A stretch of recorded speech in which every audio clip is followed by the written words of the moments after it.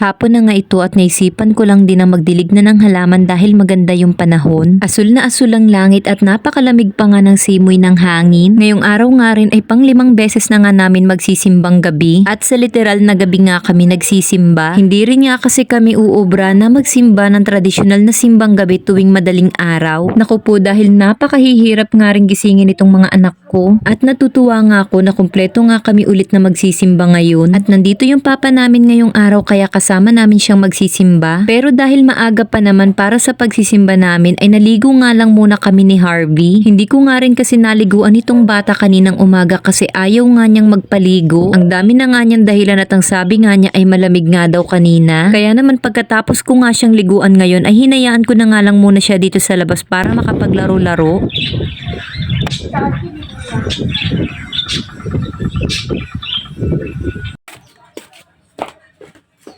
Ipapasok ko na nga rin itong mga halaman ko dahil nakatulo na nga din ito ng bahagya matapos kong andiligan sila dito sa labas. Pinupunasan ko nga din itong mga pasuko para mapanatili ko nga silang malinis at kaaya-ayang tignan sa paningin. Dahil itong mga halaman ko ay kung minsan ginagawa ko nga ding decor sa loob ng bahay. Kaya naman ayokong manilaw yung mga pasuko at magmukhang luma sila. Pagkatapos ko ngang asikasuhin yung mga halaman ko ay inumpisahan ko na nga tong bihisan si Harvey dahil ayoko nga yung nagmamadali ako sa oras. Alas 6 kasi nag-uumpisa yung misa at 4:30 pa lang ay nag-uumpisa na kaming magbihis para 5:30 pa lang ay aalis na kami. Kung hindi kami aalis ng medyo maaga, for sure wala na kaming maaabutan pang mauupuan. Dahil nung first day nga ng simbang gabi namin, ayun at nag-standing ovation nga kami. Saktong oras lang kami gumalaw at umalis kaya ayun wala na kaming naabutan na upuan. Ang isinuot ko nga pala ngayon ay itong square pants na floral na color white. Spandex at cotton nga pala ito kaya naman very comfy. Binigay lang ito sa akin ng kapatid ko at hindi ko na nga maalala kung anong taon yun, basang natatandaan ko lang ay Christmas season din yun. At sa katunayan nga yan ay first time ko nga lang to naisuot dahil matagal na tong nakatago din sa cabinet ko. Nahihirapan nga kasi akong hanapan siya ng terno na babagay nga sa kanya. Natatawa nga ako dito sa papa namin dahil nakaharap nga ako dito sa camera at sumulpot siya. Sabi ko nga sa kanya nagbablog nga ako tapos nakikita nga yung sexy body niya kaya ayun umexit na. Ay nako, mga lalaki talaga pag kumikilos last 2 minute. Nakita nyo yun, maliligo pa nga lang siya. Samantalang ako kinakailangan kong kumilos ahead dahil hindi nga po pwedeng may makakalimutan. Sa wakas tapos na nga rin tumagasikasong mag-ama ko at paalis na kami. Nakarating na kami sa chapel and as expected, hindi pa masyadong crowded at may mga mauupuan pa. Mas mabuti yung ahead kaming makarating para naman hindi kami nakikipagsiksikan. Natapos na nga yung buong misa at may usapan kami ng papa namin ngayon na sa labas kami maghahapunan. Meron di kasing food change na bagong tayo malapit dito sa amin. O hindi ko na babanggitin yung pangalan dahil alam ko naman na kilala nyo na nga siya. 3 days na nga simula nang nag-opening ito at talaga namang sinadya din namin na hindi makipagsabayan sa unang bugso ng araw ng pagbukas nila. So ayun nga, akala namin ay hindi na nga matao ngayon pero nagkamali pala kami.